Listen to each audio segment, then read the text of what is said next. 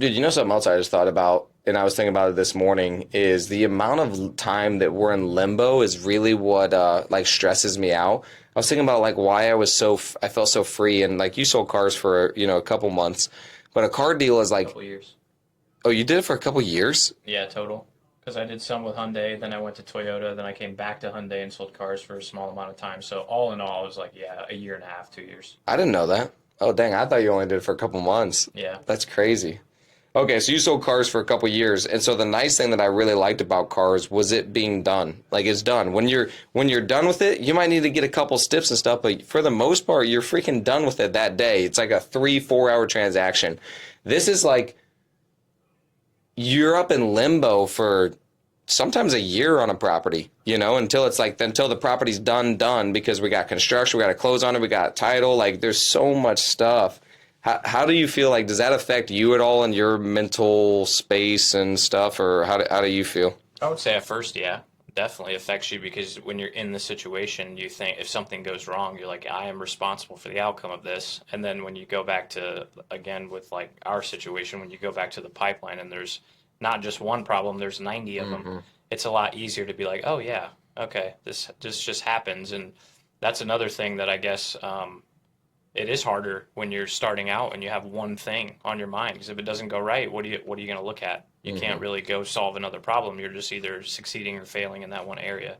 So it is key to like I guess continue rolling and pushing, not put all your eggs in one basket kind of deal. Yeah.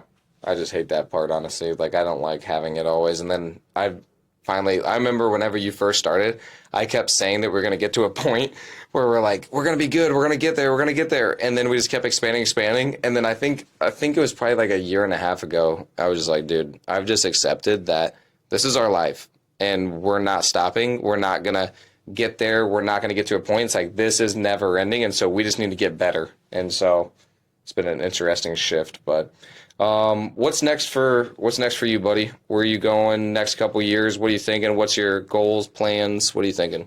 Wow.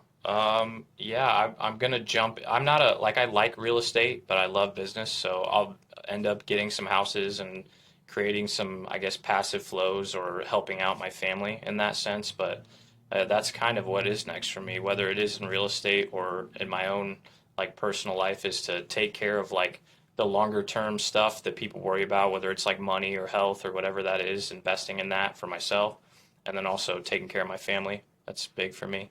Just not necessarily like, hey, here's a bunch of cash, but like giving them opportunities to, I guess, fall in love with life again, because that's what I did, and Yeah. it's possible for them. But not everyone, I guess, I don't want to limit them by saying not everyone can do it for themselves, but they haven't chosen to. So I'm going to choose to do it for them. Yeah, I've thought a lot about that actually, of like just planning. Like sometimes they just need a leader, you know what I mean, to plan the family thing, to plan the get together, to plan the trip. They just need a leader to step up and say, hey guys, I'm going to do this. And then like they always say, if you build it, they will come. And like I've thought about that a lot. And like that's something that I want to keep leaning into as well, because my family does want to hang out, but I don't make it a point to. Like they want to do fun stuff, but nobody does it. And so like, yeah, if you just plan it, they're going to do it and they're going to love it.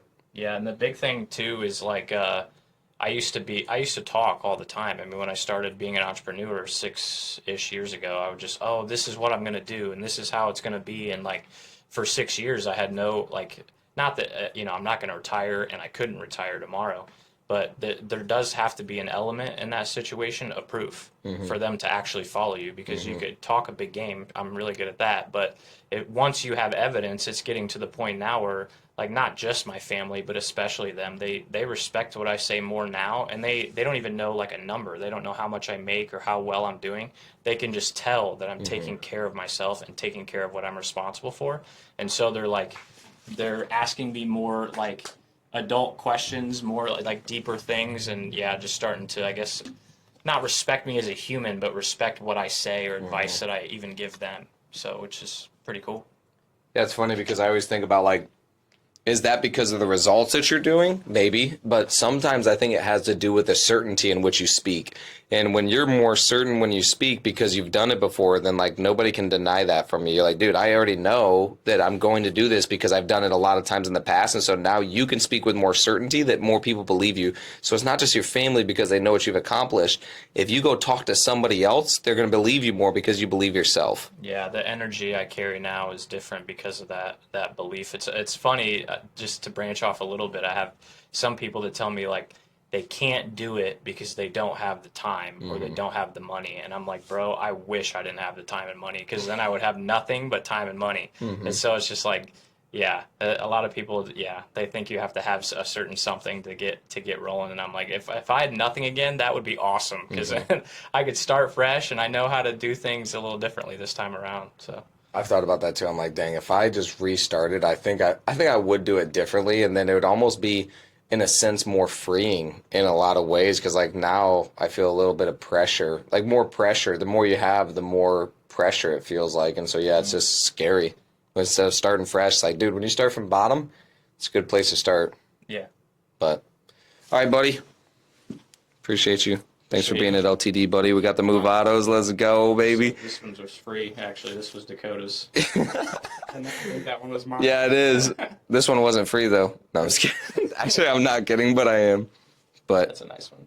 yep, we got the Movados, baby. This is actually, like, these are my favorite. Well, now the Rolexes are my favorite, now that I have two of them, but these are my favorite, like, brand and, like, the looks-wise. I want a But green one. they make a green one? Yeah. Oh, It's dang. like the same thing, just green. Dude, yeah, the Rolex has a Starbucks, they call it, and it's a green one, too. And We I'm should like, check dang. on our video guide.